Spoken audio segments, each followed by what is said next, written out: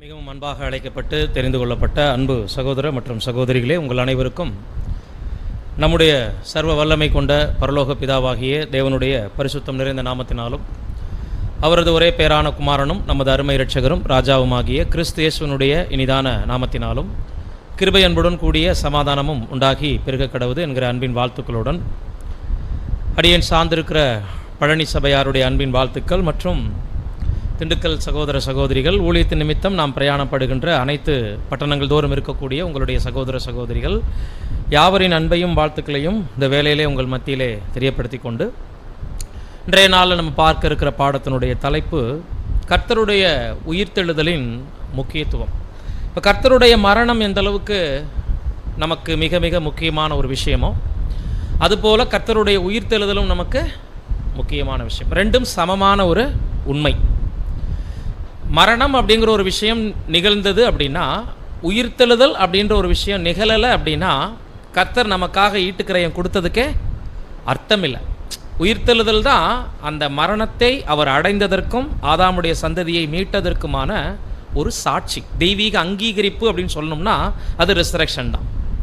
அப்படிப்பட்ட அந்த உயிர்த்தெழுதலை குறித்து இன்றைய நாளில் நம்ம சற்று நேரம் தியானிக்கலாம். அநேக சந்தேகங்களை இந்த பாடத்தில் நம்ம தீர்த்து கொள்ள போகிறோம். உயிர்த்தெழுதலை குறித்து முதலாவது ஆதார வசனத்துடன் நாம் தொடங்குவோம். 1 கொரிந்தியர் 15:20. 1 கொரிந்தியர் 15:20. கிறிஸ்துவோ மரித்தோரிலிருந்து எழுந்து நித்திரை அடைந்தவர்களில் முதற் பலனானார். கிறிஸ்துவோ மரித்தோரில் இருந்து எழுந்து நித்திரை அடைந்தவர்களில் முதற் பலன் ஆனார். இந்த வசன குறிப்பை ரெண்டு விதமாக நம்ம எடுத்துக்கொள்ளலாம். எப்படின்னா, சபை வகுப்பாரில், அதாவது சிறுமந்தைக்குள்ள தலை யார், முதல் உயிர்த்தெழுதல் யாருக்கு, இப்படியும் எடுக்கலாம். அதாவது 1+1,44,000 பரிசுத்தவான்கள் அடங்கிய கிறிஸ்துவின் திருச்சபைக்குள்ள முதல் உயிர்த்தெழுதல் அவர் தான். அவரை தொடர்ந்து தான் அவருடையவர்கள் உயிர்த்தெழுப்பப்படுவாங்க. ரெண்டாவது ஒரு அர்த்தம் இந்த வசனத்துக்கு எடுத்தோம்னா, அடிஷ்னலாக உலகத்திலேயே உயிர்த்தெழுந்த முதல் மனிதன் கிறிஸ்து தான். மனிதனாக பிறந்து மரித்தோரிலிருந்து முதல்ல எழுந்தவர் யார் தான்? கிறிஸ்து தான். அப்போ நமக்கு சில கேள்விகள் எழலாம். அப்படின்னா லாசருடைய உயிர்த்தெழுதல், யாவீரு மகளுடைய உயிர்த்தெழுதல், நாயின் ஒரு விதவை மகனுடைய உயிர்த்தெழுதல், பழைய ஏற்பாட்டு தீர்க்கதரிசிகள் உயிரோடு எழுப்பினாங்களே, எலிசா தீர்க்கதரிசி போன்ற இந்த தீர்க்கதரிசிகள்லாம் செய்ததெல்லாம் அப்போ அது உயிர்த்தெழுதல் கணக்கில் வராதா அப்படின்னு ஒரு வேளை கேட்டோம்னா, அந்த உயிர்த்தெழுதலுக்கு பிறகு அவர்கள் எல்லாம் மரித்தார்கள், இன்க்ளூடு லாசரஸ், இல்லைங்களா? ஆனால் மரித்த பின்பு மறுபடியும் உயிர்த்து மீண்டும் சாகாமல் இருப்பது தான் உண்மையான உயிர்த்து எழுதல் என்று நம்ம சொல்ல முடியும். சாகிறதுக்காக உயிர்த்தெழுப்பப்படுறது அது ஒரு டெமோ. அதாவது 1000 ஆண்டில் மக்கள் எப்படி உயிர் அடைய போகிறாங்க என்பதற்கான ஒரு சாம்பிள் தான் லாசருடைய உயிர்த்தெழுதல். மற்ற உயிர்த்தெழுதல் அனைத்துமே எடுத்துக்காட்டு. பழைய ஏற்பாடாக இருந்தால் அது நிழல் பொருளாக இருக்கும், புதிய ஏற்பாடாக இருந்தால் அது ஒரு சாம்பிளாக 1000 இயரில் நடக்க போகிறதுக்கான ஒரு சாம்பிளாக கர்த்தர் என்ன பண்ணிட்டார், செய்துட்டார். இவ்விதமாக பார்க்கும் பொழுது இந்த உயிர்த்தெழுதலை குறித்து பொதுவாக உலகத்தாருடைய பிலிவ் என்ன? கிறிஸ்தவர்களுக்கு ரெண்டாவது வருவோம். முதலாவது, உலகம் உயிர்த்தெழுதலை குறித்து என்ன நம்பிக்கொண்டிருக்கிறாங்க அப்படின்னு பார்க்கும்போது, மனுஷனுடைய மரணத்தை பற்றின புரிதல் இல்லாததுனால உயிர்த்தெழுதலை குறித்த புரிதலும் இல்லை. மரணத்தை குறித்த புரிதல் அப்படின்றது உலக ஜனங்களுக்கு எப்படி இல்லை, ஏன் இல்லை அப்படின்னு கேட்டால் நம்மளுடைய பதில் என்னவா இருக்குன்னா, பெரும்பான்மையான மக்களுடைய கருத்து, மனிதன் மரித்த பின்பு ஒரு உலகத்துக்குள்ளே போகிறான். அந்த உலகம் ஒன்று அவனுக்கு சொர்க்கத்தை கொடுக்குது, இல்லைன்னா நரகத்தை கொடுக்குது. இந்த மாம்சத்தின்படி அவன் ஜீவிக்கக்கூடிய கொஞ்ச நாள் அது நிரந்தரமான லைஃபே இல்லை. மனுஷன் மரித்த பின்னாடி அவனுக்குள்ளே இருக்கக்கூடிய ஆத்மா தான் நன்மையோ தீமையோ அடைந்து அது நித்திய காலம் வாழ போகிறது அப்படின்னு யோசிக்கிறதுனால உயிர்த்தெழுதலை குறித்த புரிதல் அவங்களுக்குள்ள இல்லை. அதனால் மரணத்தை அவங்க எப்படி புரிஞ்சுக்கிறாங்கன்னா, லைஃப்பில் சம்பவிக்க வேண்டிய ஒரு நிகழ்ச்சி, பிறப்பு எப்படி நடந்தேறணுமோ பிறப்பு எப்படி லைஃப்பில் முக்கியமான ஒரு விஷயமோ, இறப்பும் கூட ஒரு நிகழ்ச்சின்னு பார்த்துட்றாங்க. ஏன்னா அதுக்கு பின்னாடி தான் நமக்குள்ளே இருக்கிற ஆத்மா என்ன ஆகுது, பாவம் செய்தால் நரகத்துக்கு போகுது, புண்ணியம் செய்தால் சொர்க்கத்துக்கு போகுதுங்கிற இந்த கான்செப்ட் எல்லா மதங்கள்லையும் இன்னைக்கு ஊடுருவி இருக்கிறதுனால கிறிஸ்துவுடைய உயிர்த்தெழுதல் ஒரு அற்புதமாக உலக ஜனங்கள் நம்புவாங்க. ஆமாம், அவர் மரித்து எழுந்தாருன்றத தெரியும், இன்ஃபர்மேஷனாக தெரிஞ்சு வச்சுருப்பாங்க. பட் பிலீவ் பண்ணுறாங்களா, அதை நம்புகிறாங்களா, அல்லது அதுக்குள்ளே ஏதேனும் பொருள் நம்ம கற்றுக்கொள்ள வேண்டிய விஷயம் அல்லது நமக்கு முக்கியமான தேவனுடைய தெய்வீக திட்டம் பற்றின காரியம் இருக்கா அப்படின்னு யோசிப்பாங்களானா அதெல்லாம் அவங்களுக்கு தேவை இல்லை. மற்ற புராணங்கள் மாதிரி, மற்ற புராணங்களில் இடம்பெறக்கூடிய சில கடவுள்கள் மாதிரி கிறிஸ்துவும் ஒருவர், இவ்வளோதான் உலகத்தாருடைய பிலீவ். இப்போ பைபிள் உயிர்த்தெழுதலை கற்றுக் கொடுப்பதற்கு முன்னாடி மனிதனுடைய மரணம் என்னன்னு நமக்கு என்ன பண்ணிடுச்சு, கற்றுக் கொடுத்துருக்கு இல்லைங்களா? அப்போ மரணத்தை அனலைஸ் பண்ணால் மட்டும்தான் நம்ம என்ன பண்ண முடியும்னா உயிர்த்தெழுதலை புரிஞ்சுக்க முடியும். அப்போ உலகத்தாருக்கு இது புரியாமல் இருக்கிறதுக்கு நமக்கு இன்னைக்கு புரிஞ்சிருக்கிறதுக்கு காரணம் இந்த வசனம் தான். வாசிங்க பிரசங்கி 9:4-5. பிரசங்கி 9ஆம் அதிகாரம் 4 முதல். இதற்கு நீங்களாயிருக்கிறவன் யார்? உயிரோடு இருக்கிற அனைவரிடத்திலும் நம்பிக்கையுண்டு. செத்த சிங்கத்தை பார்க்கிலும் உயிருள்ள நாய் வாசி. உயிரோடு என்ன அர்த்தம்? அந்த உயிருள்ள நாய் வாசி அப்படின்னா என்ன அர்த்தம்? பெட்டர், இதை விட இது பெட்டர்ன்னு சொல்கிறோம் இல்லைங்களா? பரவாயில்ல, இதை விட இது பரவாயில்ல. அப்புறம் என்ன சொல்ல வர்றாருன்னா, ஒரு சிங்கம் காட்டுக்கு ராஜா, பட் அந்த சிங்கம் உயிரோடு இருக்கக்கூடிய சிங்கத்தோட நம்ம கம்பேர் பண்ணும்போது அது ராஜா. அதே நேரத்தில் அந்த சிங்கம் செத்து இருந்துச்சுன்னா பக்கத்தில் இருக்கக்கூடிய உயிரோடு இருக்கிற நாய் தான், ஏன்னா அது போய் நிற்கும் சிங்கத்து பக்கத்தில். சிங்கம் உயிரோடு இருக்கும்போது நாய் கிட்டக்க நெருங்குமா? நெருங்காது. அப்போ உயிர் இருக்கிற வரைக்கும் தான் மனுஷனுக்கு, மிருகத்துக்கு, எல்லாத்துக்குமே ஒரு அர்த்தம் இருக்குங்கிறத எங்கேருந்து உதாரணத்துக்கு கொண்டு வர்றாருனா, சிங்கம் காட்டுக்கே ராஜா, நான் செத்துச்சுன்னா அதுவே ஒன்றும் இல்லைன்னு உதாரணத்தை சொல்லி ஆரம்பிக்கிறாரு. நெக்ஸ்ட் வாசிங்க. உயிரோடு இருக்கிறவர்கள் தாங்கள் மரிப்பதை அறிவார்களே, மரித்தவர்கள் ஒன்றும் அறியார்கள். இனி அவர்களுக்கு ஒரு பலனும் இல்லை. அவர்கள் பேர் முதலாய் மறக்கப்பட்டிருக்கிறது. ஒரு தலைமுறை கொண்டாடும் இல்லைங்களா? தாத்தாவுக்கு தாத்தாவை கூட நினப்பில் வச்சுருக்கலாம். ஏன்னா 20 வருஷத்துக்கு ஒரு ஜென்ரேஷன் வந்துடுது. அப்போ 5 தலைமுறை அப்படிங்கும்போது ஒரு 3-4 மூதாதையர்களை வேணால் ஞாபகத்தில் வச்சுருந்து போட்டா வச்சு மாலை போட்டெல்லாம் இன்றைக்கி கும்பிடுறாங்க. அதுவும் ஒரு சடங்காக தான் பண்ணுவாங்க இல்லைங்களா? யாராவது வீட்டில் இருக்கக்கூடிய முன்னோர்களை அன்னைக்கு செத்த அன்னைக்கு ரொம்ப பயபக்தியோட, மரியாதையோட, அன்போட அன்னைக்கு நாள் பூரா நினச்சா கொண்டாடிட்டு இருக்கிறாங்க, அந்த துக்கத்தை அனுசரிக்கிறாங்க. ஏதோ அந்த டேட் வந்துருச்சு, அந்த டேட்டில் என்ன பண்ணணும், அந்த ஃபோட்டோவுக்கு பூ போடணும், அவங்களையும் கடவுள் நினச்சி கும்பிடணும், அப்படி தான் நினைப்பாங்க. ஆனால் இந்த வசனம் என்ன சொல்லுதுன்னா, இப்படி சில நாட்கள் மனிதனுடைய மனதில் இருந்துட்டு எப்பேற்பட்ட உலக சாதனை படைச்சிருந்தாலும் அந்த மனிதன் அவங்களுடைய சிந்தையிலிருந்து என்ன பண்ணிடுவானா, நீங்கிடுவான்.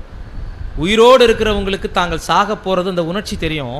செத்து போயிட்டா இனி மரிப்பதை கூட அவங்களால என்ன பண்ண முடியாதான், அறிய முடியாது. அவர்கள் பேர் முதலாய் கொஞ்ச நாளில் மறக்கப்பட்டிருக்கும். அவர்கள் சிநேகமும் அவர்கள் பகையும் அவர்கள் பொறாமையும் எல்லாம் ஒளிந்து போயிற்று. சூரியனுக்கு கீழ் செய்யப்படுகிற யாதொன்றிலும் அவர்களுக்கு இனி பங்கு இல்லைனா. நான் இவர்கிட்ட 10 வருஷம் பேச மாட்டேன், இவங்க எனக்கு பிறவி பகை, நான் இவ்வளோ சாதனை பண்ணிட்டேன், இவ்வளோ சம்பாரிச்சிட்டேன், இவரை விட ஓவர்டேக் பண்ணிட்டேன், இப்படின்னு இந்த போட்டி, பொறாமை, நான் பெரிய ஆள் நீ பெரிய ஆளெல்லாம் இந்த மூச்சு காற்று நின்றுச்சுன்னா சூரியனுக்கு கீழே தீமையிலே இவங்களுக்கு பங்கு இல்லை, நன்மையிலே. பைபிள் கடவுள் மனிதனை சிருஷ்டித்திருக்கிறனால தான் மனிதனுடைய இறப்பை பற்றியும் எழுதி வச்சிருக்காரு. பால் போல் வார்த்து தயிர் போல் உரைய பண்ணி மனுஷனை என்ன அழகாக பிரமிப்பாக உருவாக்கினார் அப்படின்னு சொல்லும்போது, நீ மண்ணா இருக்கிறாய் மண்ணுக்கு திரும்புவாய்ங்கிறது சத்தியம். அப்படின்னா என்ன அர்த்தம்? உலக்கட்டையை பிடிச்சி அப்படியே வச்சார் செம்மண்ணில், கை காலெல்லாம் முளைச்சிருச்சுங்கிற மாதிரி நம்ம புரிஞ்சுக்க போகிறதில்ல. பூமியில் எத்தனை மூலக்கூறுகள் இருக்குன்னு படிச்சிருக்கோம். கால்சியம் சத்து, புரத சத்து சொல்கிறோம் இல்லைங்களா? இதெல்லாம் என்னங்க, இரும்பு சத்து. ஒரு மனிதன் மரித்த பின்னாடி, குழிக்குள்ளே போன பின்னாடி சரீரம் எங்கே காணா போகுது அப்படின்னா, மனித உடலை அந்தந்த சத்துக்கள் அதோட போய் ஜாயிண்ட் ஆகிடுது, சாப்பிட்ருது. எலும்பு கூட சில காலம் கழிச்சு தோண்டுனா இல்லை. புரியுதுங்களா? அப்போ அன்பானவர்களே, மனிதன் படைக்கப்பட்ட விதம் ஒரு ஞானமுள்ள சிருஷ்டி. அது அவன் மரித்தால் அவன் மரணமும் எப்படி இருக்கும்னா முற்றிலும் இல்லாமல் போன நிலை, அவ்வளோதான். நீ சாகவே சாவாய், மண்ணா இருக்கிறாய், மண்ணுக்கு திரும்புவாய்ங்கிற வார்த்தையே எதை குறிக்குதுன்னா முற்றிலும் அழிவாய், அவ்வளோதான். தேவன் பார்த்து இரக்கம் வைக்கலைன்னா மனுமக்களுக்கான திட்டம் இல்லை, உயிர்த்தெழுதல் பற்றின நோக்கமே இல்லாமல் போயிருந்திருக்கும். ஸோ பைபிள் மட்டும்தான் மனித சிருஷ்டிப்பையும் மனித வீழ்ச்சியையும் மனிதன் மரித்த பிறகு அவனுடைய நிலையையும் அதற்கு பிறகு தேவன் அவனுக்காக வைத்திருக்கக்கூடிய திட்டத்தையும் போதிக்கிறனால மரணத்தை குறித்த புரிதல் பரிசுத்தவான்களுக்கு தான் இன்றைய நாளில் புரியும். இந்த ரகசியத்தை சுவிசேஷ யுகத்தில் ஏன் பரிசுத்தவான்களுக்கு தேவன் வெளிப்படுத்துகிறார்? என்ன காரணம் நினைக்கிறீங்க? நாம் உயிர்த்தெழுதலை குறித்த புரிதலை ஏன் கற்றுக்கொள்ளணும்? என்ன காரணம்னு நினைக்கிறீங்க? ஏன்னா நமக்கும் என்ன வாய்ப்பு? வாசிங்க. வெளிப்படுத்தல் 20ஆம் அதிகாரம் 6ஆம் வசனம். முதலாம் உயிர்த்தெழுதலுக்கு பங்குள்ளவன் பாக்கியவானும் பரிசுத்தவானுமாய் இருக்கிறான். இவர்கள் மேல் இரண்டாம் மரணத்திற்கு அதிகாரம் இல்லை. கிறிஸ்துவோ மரித்தோரிலிருந்து எழுந்து நித்திரை அடைந்தவர்களில் முதற் பலன் ஆனார்னு ஆதார வசனத்தில் வாசிச்சோம். சேம் அது மாதிரி ஒரு வசனம் தான் நமக்கும் கொடுக்கப்பட்டிருக்கு. முதலாம் உயிர்த்தெழுதலுக்கு பங்குள்ளவன் பாக்கியவானும் பரிசுத்தவானுமாய் இருக்கிறான், இவர்கள் மீது இரண்டாம் மரணத்திற்கு அதிகாரம் இல்லைனா. அந்த முதல் உயிர்த்தெழுதல்ல தான் நமக்கும் வாய்ப்பு. அந்த முதலாம் உயிர்த்தெழுதலுக்கு சாவி போட்டு வாசலை திறந்தவர் கிறிஸ்து. அந்த முதலாம் உயிர்த்தெழுதல் அவருடன் சேர்ந்து அவருடைய பரிசுத்தவான்களுக்கும் வழங்கப்படுகிறது. 144,000 பேர் நிறைவுக்கு பிறகுதான் முதலாம் உயிர்த்தெழுதல் முழுமையடையும். அதுக்கப்புறம் திரள் கூட்டம், முற்பிதாக்கள், மனுக்குலத்தினுடைய உயிர்த்தெழுதல்னு 4 ஸ்டேஜஸ் இருக்கிறது நமக்கு நல்லா தெரியும். இப்போ கேள்வி என்னன்னா, முதலாம் உயிர்த்தெழுதலில் பங்கு பெற போகிறதுனால நிச்சயம் கர்த்தருடைய முதலாம் உயிர்த்தெழுதலை பற்றின நாலேஜ் நமக்கு கட்டாயம் வேணுமா இல்லைங்களா? புரியுதுங்களா? உயிர்த்தெழுதல்னா என்னன்னு தெரிஞ்சுக்கணும். அதுக்கு முன்னாடி மரணம்னா என்னன்னு தெரிஞ்சுக்கிட்டாச்சு, முற்றிலும் இல்லாமல் போன நிலை. அப்போ அதுலேயும் குறிப்பாக முதலாம் உயிர்த்தெழுதலை பற்றி நம்ம ஏன் தெரிஞ்சுக்கணும் அப்படின்னா, அதில் தான் நாமளே என்ன பண்ண போகிறோம், வரப்போகிறோம்னால நமக்கான ரட்சிப்பை பற்றி, ரட்சிப்புக்கு பின்னாடி எப்படி இருப்போங்கிறது வேணால் தெரியாமல் இருக்கலாம். ரட்சிக்கப்பட்ட பின்பு எப்படி இருக்க போகிறோம் அப்படின்னு இப்போ நம்மளை கேட்டாங்கன்னா நமக்கு தெரியாமல் இருக்கலாம். பட் அந்த உயிர்த்தெழுதல் என்ன மாதிரி நடைபெறும், அது எப்படி கிறிஸ்துவுக்கு நடந்துச்சு, அதில் உள்ள ரகசியம் என்ன அப்படிங்கிறத பூமிக்குரிய லைஃப்பில் தேவையான அளவாவது நம்ம என்ன பண்ணிக்கணும். தேவன் வெளிப்படுத்தி இருக்கக்கூடிய விதத்தில் கர்த்தருடைய மரணம் என்பது எப்படி, அவர் உயிர்த்தெழுந்தது எந்த சரீரத்தில், அவர் காட்சியளித்தது எப்படி, இதில் நாம் பங்கு பெற போகிறோமே நம்மளுடைய உயிர்த்தெழுதல் எப்படி இருக்கும், இப்படி ஒரு ப்ராப்பர் ட்ரூத் முதலாம் உயிர்த்தெழுதலில் பங்கடைய போகிற நாம நிச்சயமாக தெரிஞ்சு வச்சிருக்கணும் பிரியமான சகோதர சகோதரிகளே. ஏன்னா இந்த வசனம் என்ன சொல்லுது பாருங்க, ரோமர் 4:25. ரோமர் 4ஆம் அதிகாரம் 25ஆம் வசனம். அவர் நம்முடைய பாவங்களுக்காக ஒப்பு கொடுக்கப்பட்டும் நாம் நீதிமான்களாக்கப்படுவதற்காக எழுப்பப்பட்டும் இருக்கிறார். கவனிங்க, இந்த வசனத்தை நீங்க ஏராளமான முறை படிச்சிருப்பீங்க. கர்த்தருடைய உயிர்த்தெழுதல் எதுக்குன்னு இந்த வசனம் சொல்லுது? கர்த்தருடைய மரணத்தை குறித்து நிறைய வசனங்கள் படிச்சிருப்போம் இல்லைங்களா? நம்மளை நீதிமானாக்கிறதுக்காக எழுப்பினாரு, எந்திரிச்சாரு அப்படின்னு. அது மாதிரி தான் இங்கேயும் நம்ம படிக்கிறோம். பாவங்களுக்காக ஒப்பு கொடுக்கப்பட்டார், மரிச்சாரு, எழுந்தது எதுக்கா? அப்போ அங்கே ஒரு விசேஷம் சொல்லப்படுது, கவனிச்சிங்களா? அவர் எழுந்தது உலகத்திற்காக, எல்லாரையும் மீட்கிறதுக்காகன்னு சொல்லியிருக்கலாம். ஆனால் இந்த வசனம் விசேஷமாக அவர் எழுந்தது யாருக்கு, எதுக்குன்னு சொல்லுது? நம்மை. அண்டர்லைன் பண்ணுங்க. அவர் பாவங்களுக்காக ஒப்பு கொடுக்கப்பட்டது முழு சந்ததிக்காக. எந்த சந்ததிக்காக? ஒட்டுமொத்த ஆதாமுடைய சந்ததிக்காக ஒப்பு கொடுக்கப்பட்டாரு, மரிச்சாரு. ஆனால் எழுந்தது முதல்ல யாருக்காம்? நம்மை நீதிமா. அது எவ்வளோ கிஃப்ட் பாருங்க நமக்கு. அவருடைய ரெசரக்ஷனில் ஃபர்ஸ்ட் ஆசீர்வாதம் அடையிறது யாரா? நாம. அப்போ மற்றவங்களெல்லாம் நீதிமான் ஆக்க போகிறது இல்லையா? அப்படி அர்த்தம் இல்லை. சுவிசேஷ யுகத்தில் தான் முதலாம் உயிர்த்தெழுதலில் பங்கடைகிறவங்க இருக்காங்க. அவங்கள நீதிமான ஆக்குனா தான் அவங்க தேவனோடு உடன்படிக்கை செய்ய முடியும். உடன்படிக்கை செய்கிறவங்க பலியை நிறைவேற்றினாங்கன்னா தான் முதலாம் உயிர்த்தெழுதலில் அவங்க வர முடியும். அப்போ நம்மை நீதிமான ஆக்குறது அப்படின்றது ஸ்பெஷலாக முன்னிருக்கையில் உட்கார்ற மாதிரி அப்படி வச்சுக்கோங்களேன். ஒரு பெரிய சினிமா தேட்டரில் இருக்கைகள் இருக்கும். அந்த டிக்கெட் பார்த்தீங்கன்னா ஒரே படம் தான் எல்லாரும் பார்க்குறாங்க. பட் அந்த ஹை கிளாஸ் லோ கிளாஸ்னு ஏன் பிரிக்கிறாங்க? என்னடா சினிமாவெலாம் உதாரணம் காமிக்க நினச்சிடாதீங்க, சீட்டை தான் உதாரணம் காமிக்கிறேன்.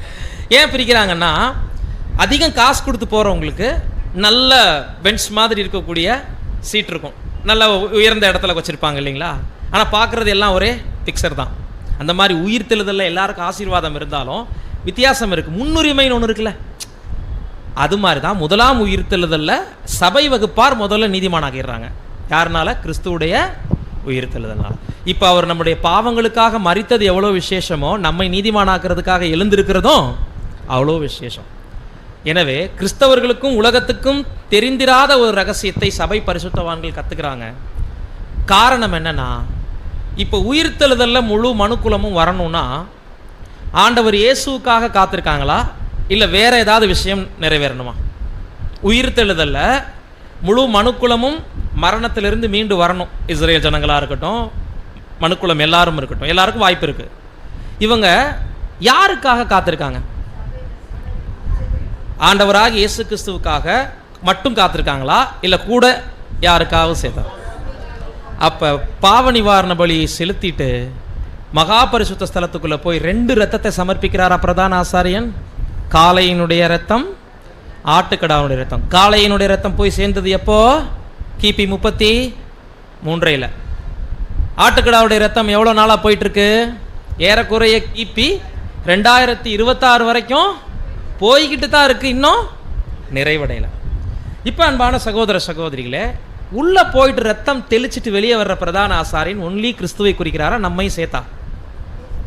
1,44,000 சேர்ந்தது தான் உள்ளே போயிருக்கிற பிரதான ஆசாரி. இப்போ அவர் வெளியில் வந்து கைகளை உயர்த்தி ஜனங்களை என்ன பண்ணணும்?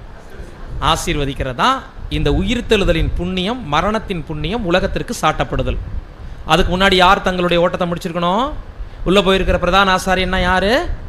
கர்த்தர் பிளஸ் சபை, தலை பிளஸ் சரீரமாகிய சபை, அப்படிதான் சொல்லணும். கர்த்தர் பிளஸ் சபைன்னு சொல்றது கூட தவறு. தலையும் சரீரமும் உள்ளடக்கிய இரட்சகர் பிரதான ஆசாரி. இதை தான் நம்ம ரோமர்ல வாசிக்கிறோம். 8:19 தொடங்கி 21 முடிய.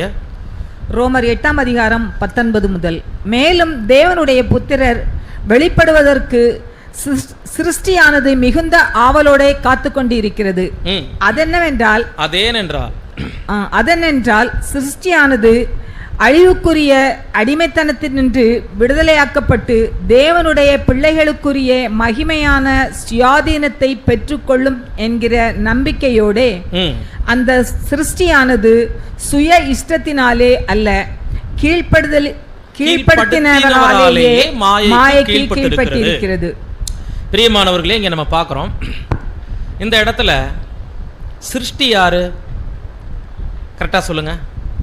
2-3 முறை வருது இல்லைங்களா? தேவனுடைய புத்திரர்னா யாரு?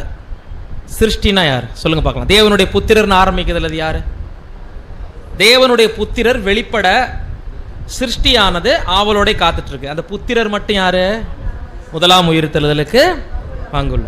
முதவே ஸ்கிரீன் காமிச்சமே, உள்ள போயிருக்கிற பிரதான ஆசாரியன் யாரு? தலையும் சரீரமும். இப்போ இவங்க தான் யாரு? தேவனுடைய புத்திரர்கள். இவங்க கம்ப்ளீட் ஆகணும், தங்களுடைய ஓட்டத்தை முடிக்கணும். இதுக்காக சிருஷ்டிகள்லாம் எதுக்காக காத்திருக்கான்? மற்ற சிருஷ்டியெல்லாம் ஆவலோட காத்து கற்ப வேதனைப்பட்டுக்கிட்டு இருக்கான். எதுக்கு? அடிமைத்தனத்திலிருந்து எப்படியாவது நம்மளை விடுவிக்கிற ரட்சகர் வெளியே வந்துட மாட்டாரா? ஏன்னா இஸ்ரேல் ஜனங்கள் பாவ நிவாரண பலியின் நாள் என்று என்ன பண்ணிட்டு இருப்பாங்க? உள்ள போயிருக்கிற பிரதான ஆசாரியன் வந்து கைகளை உயர்த்துறதுக்காக வெயிட்டிங். ஏன்னா ஒரு ஆண்டு முழுவதும் செய்த பாவத்திற்கு மன்னிப்பை கொடுத்து அவங்கள வீட்டுக்கு சமாதானத்தோடு அவர் அனுப்புகிற வரைக்கும் போக மாட்டாங்க. இந்த ப்ரெஷர், அந்த எதிர்பார்ப்பு இன்னைக்கு உலக ஜனத்துக்கு இருக்குன்னு சொல்கிறார் தேவன். ஆனால் யோசிச்சு பாருங்க, அப்படி ஒரு ரட்சகர் வரப்போகிறது, சபை ஆசீர்வதிக்க போகிறது உலகத்துக்கு தெரியுமா இன்னைக்கு?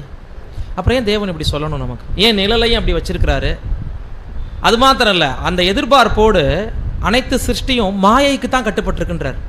அப்படின்னா என்ன அர்த்தம்? இந்த வசனம் மனிதர்கள் பார்வையிலிருந்து பார்க்கக்கூடாது, தெய்வீக பார்வையிலிருந்து இவங்களுக்கான நம்பிக்கை யார் வச்சிருக்காங்களாம்? தேவன் வச்சிருக்காருன்னு புரிஞ்சுக்கணும். ஏன்னா நிழல்ல இஸ்ரேல் ஜனங்கள் வெயிட் பண்ணாங்க. யாருக்கு? பிரதான ஆசாரின் வெளிப்பட. நிஜத்தில் எந்த ஜனங்களாவது இப்போ வீட்டு வாசலை திறந்து வச்சுட்டு இந்த சிருஷ்டி வெளியே வருதான்னு பார்க்கறதுக்கு நமக்காக கற்ப வேதனைப்பட்டு இருக்காங்களா? இல்லை, லாஜிக்கே இல்லை இல்லைங்களா? ஆனால் ஒரு மாயைக்குள்ளே இருக்கிறாங்கங்கிறது உண்மை. அடிமைத்தனத்துக்குள்ளே இருக்கிறாங்க. அந்த அடிமைத்தனம் என்ன? மரணம். அதான் அழிவுக்குரிய அடிமைத்தனம். இப்போ ரட்சகர் வந்து தான் இதெல்லாம் நீக்கணும்.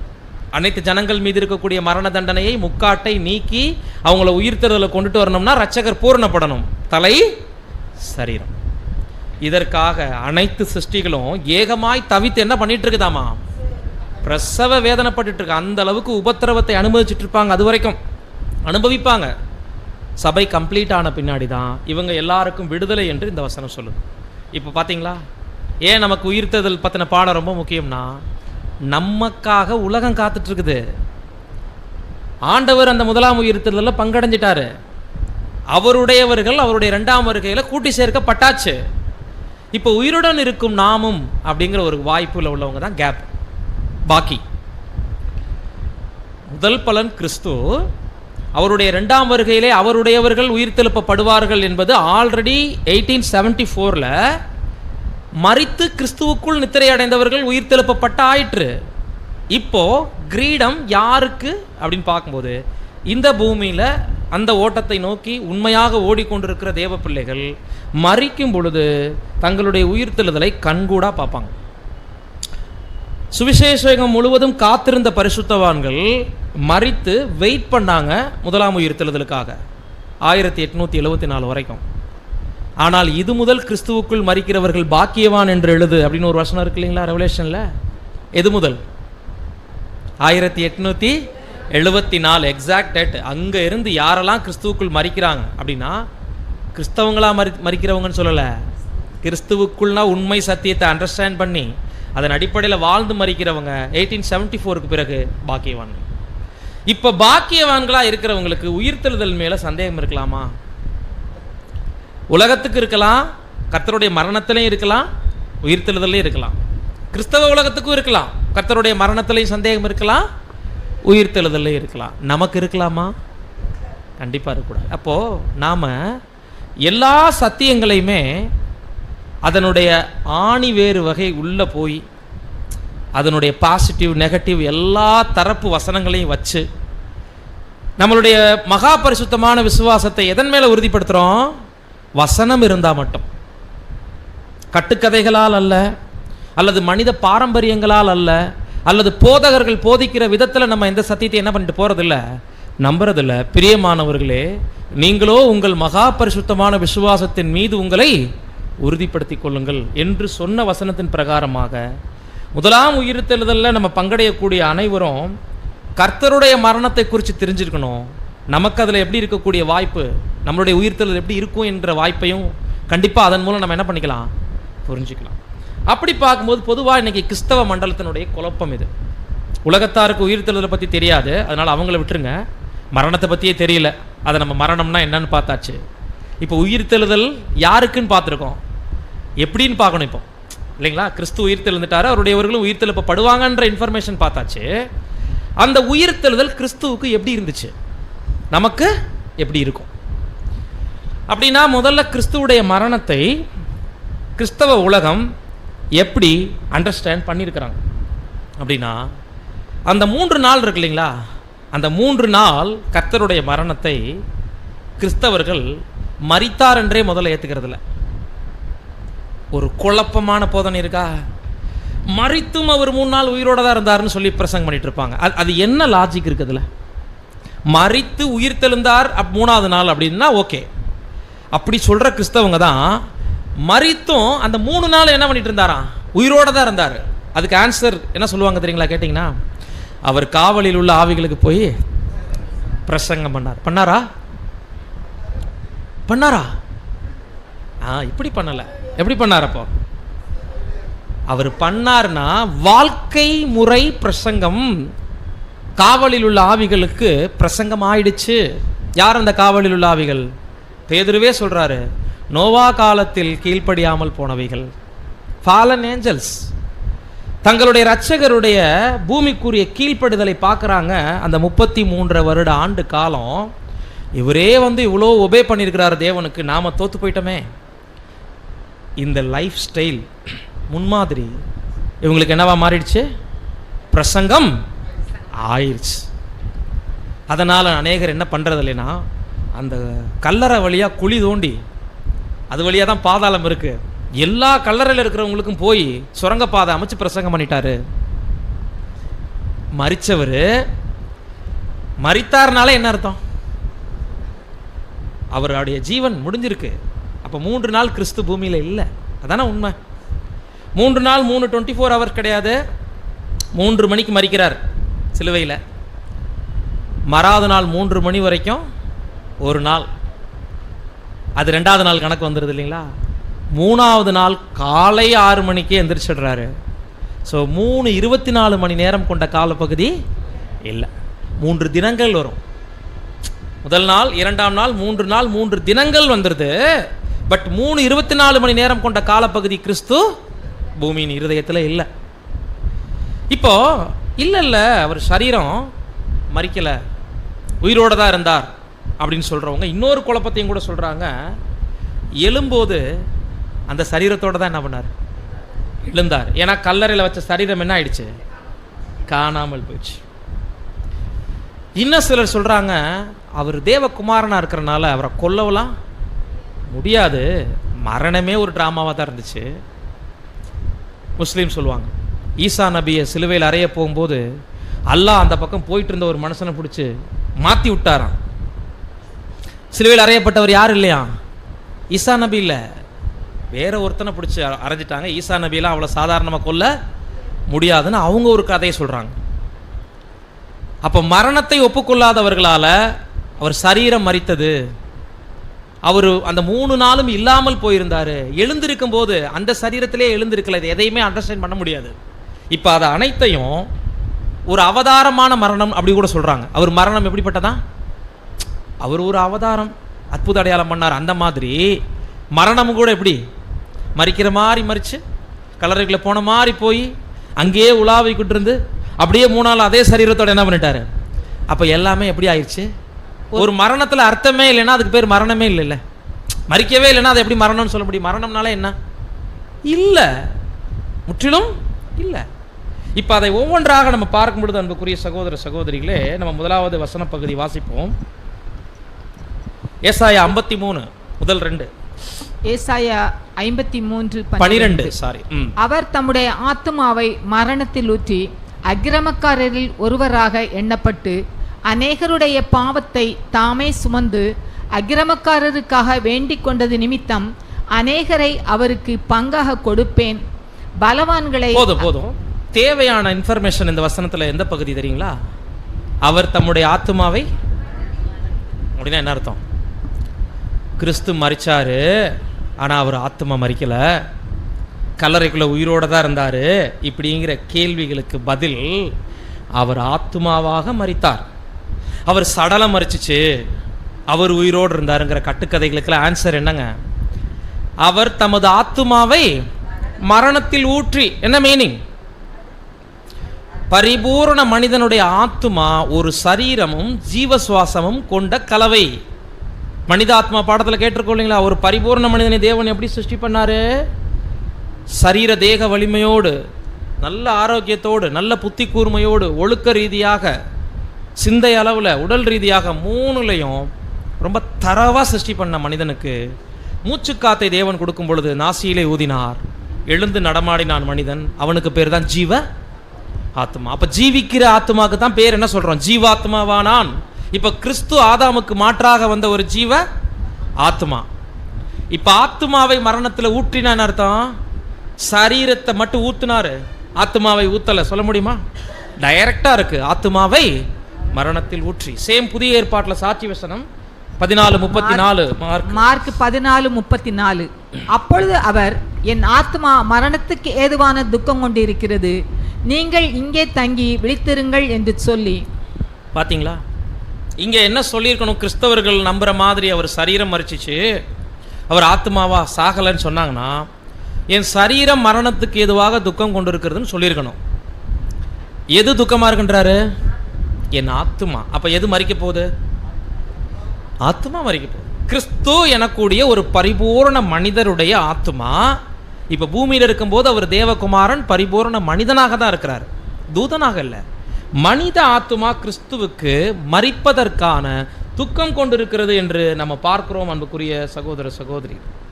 ஓகே, மரிச்சது, ஆத்மா மரிச்சிச்சுன்னு ஏற்றுக்கிறோம். எழுந்திருக்கும் போது அதே சரீரத்தோடு தான் வந்தார் அப்படின்ற ஒரு குழப்பம் உள்ளவங்க இருப்பாங்க இல்லையா? அவங்களுக்கு என்ன ஆன்சர்? அதுக்கு தான் ப்ரூஃப் வச்சுருக்காங்க. அந்த சரீரம் என்ன ஆச்சு? காணா போச்சு. இப்போ அந்த சரீரத்தை காணா போச்சு அப்படின்னா எழுந்தது எதில் தான் எந்திரிச்சிருக்காருன்னு அர்த்தம்? இல்லை, அது நமக்கு தெரியும். கிறிஸ்தவர்களுடைய பிலீவ், அவர் எப்படிப்பட்ட சரீரம் உடையவராக எழுந்திருந்தார் அப்படின்றத குழப்பத்துடன் பார்க்கிறவர்களுடைய பார்வை எப்படி இருக்குன்னா, கல்லறையில் சரீரம் காணாமல் போனதனுடைய வெளிப்பாடு அந்த அடிக்கப்பட்டு காயங்களுடன் காணப்படக்கூடிய அந்த சரீரத்தோடு தான் அவர் என்ன பண்ணிட்டார், எந்திரிச்சிட்டார். சரி, இது அவங்க சொல்கிறது சரியா தப்பா? இப்போ நான் ஒரு கேள்வி உங்களுக்கு முன்வைக்கிறேன். சந்தேகப்பட்டு கேட்ட ஒரு அப்போஸ்தலன் யார்? தோமா. அவரை எதில் தொட்டு பார்க்க சொன்னார்? விழாவில், அப்புறம் கை ஓட்டையில். அப்படின்னா எழுந்து வந்தது எந்த சரீரம்? பார்த்தீங்களா, கரெக்டாக யார் கண்டுபிடிச்சது? அதே சரீரம். சரியாக பதில் சொன்னது யார்? அம்மா. வாழ்த்துக்கள்மா. அம்மா என்ன கண்டுபிடிச்சிட்டாங்க இப்போ? அவர் எழுந்தது அப்படின்னா அதே சரீரம். சரி, அப்போ நான் அம்மாக்கிட்டே இன்னொரு கேள்வி கேட்குறேன். அதே சரீரத்தில் வந்திருந்தாருன்னா பூட்டப்பட்டிருக்கிற கதவோடு எப்படி வர முடியும்? கதவை தட்டலை, யாரும் வந்து திறக்கலை. சீசர்கள் கூடி வந்திருக்கையில் வீடு அறை கதவு பூட்டி இருக்கும் பொழுது அவர் நடுவே வந்து நின்றார், உங்களுக்கு சமாதானம் என்றார்னு சொன்னால், இப்போ அந்த காயப்பட்ட சரீரம் உண்மையான தோற்றமா தரிசனமா? எப்படி புரிஞ்சுக்க முடியுது? நான் கேட்குற கேள்வி உங்களுக்கு புரியுதுங்களா? அது உண்மையான மாம்சம்னா பூட்டின கதவை தாண்டி என்ன பண்ணியிருக்க முடியாது? கதவை தட்டி திறக்காமல் என்ன பண்ண முடியாது? வர முடியாது. சரி, அப்படின்னா தோமாவிடம் ஏன் தொட்டு பார்க்க சொன்னார்? இப்போ இந்த கேள்விகளுக்கெல்லாம் நம்ம என்ன பண்ணணும்? பதில் தேடணும். அது நம்ம ஏன் தொட்டு பார்க்க சொன்னார்னு நம்ம பார்க்கலாம். முதலாவது, இந்த சரீரத்தை அவர் எடுத்துக்கிட்டு எழுந்து வரலை அப்படிங்கிறதுக்கான அருமையான ஆதார வசனம் யோவான் 6:51. யோவான் 6:51. நானே வானத்திலிருந்து இறங்கின ஜீவ அப்பம். இந்த அப்பத்தை புசிக்கிறவன் என்றென்றைக்கும் பிழைப்பான். நான் கொடுக்கும் அப்பம் உலகத்தின் ஜீவனுக்காக நான் கொடுக்கும் என் மாம்சமே என்றார். இந்த வசனம் தன் சரீரத்தை பற்றி அடையாள மொழியில் அப்போஸ்தலர்களிடம் கர்த்தர் பேசின வார்த்தை. பஸ்கா நேரத்தில் இதை தான் நம்ம படித்தோம். பஸ்காவுக்கு முந்தைய காலகட்டத்தில் இதை தான் படித்தோம். அப்பம் கர்த்தருடைய பிக்கப்பட்ட சரீரம். அது ஆரோக்கியமாக இருந்திருந்து, நமக்காக அடிக்கப்படாமல் இருந்திருந்து, மறிக்காமல் இருந்திருந்தார்னா நமக்கு ஜீவன் இல்லை, எல்லாம் நமக்கு தெரியும். இப்போ நானே வானத்திலிருந்து வந்த அப்பம்னு ஏன் சொன்னார்னா, பூமியில் இருந்து ஆதாமுடைய ரத்தத்தில் நான் வரல. அதான் முதல் இன்ஃபர்மேஷன். என்ன சொல்ல வர்றாரு? உங்கள் உடம்புல ஓடுற ரத்தம் என்னுடையது இல்லை, ஏன்னா பிதா உங்களுக்காக என்ன வேறு இடத்துலேருந்து அனுப்பிச்சிருக்கிறாரு. ஸோ ஆதாமுடைய பிளட்டு நான் இல்லை, சரீரமும் நான் இல்லை. உங்களை ஜீவன் பிழைக்கும்படி தேவன் கொடுத்துருக்கிற ஒரு ஃபுட்டு நான், ஆகாரம். அதான் சொல்கிறாரு. அப்போ இந்த அப்பத்தை புசிக்கிறவன்னா என்ன? நான் உங்களுக்காக மரித்தேன் என்பதை விசுவாசிப்பது தான் அப்பத்தை புசிப்பது. அப்படி புசிக்கிறவங்க என்றென்றும் பிழைப்பான். குறிப்பிட்ட வார்த்தை, நான் கொடுக்கும் அப்பம், இந்த அப்பம் உலகத்தின் ஜீவனுக்காக நான் கொடுக்குற என் மாம்சமேன்ட்டார்.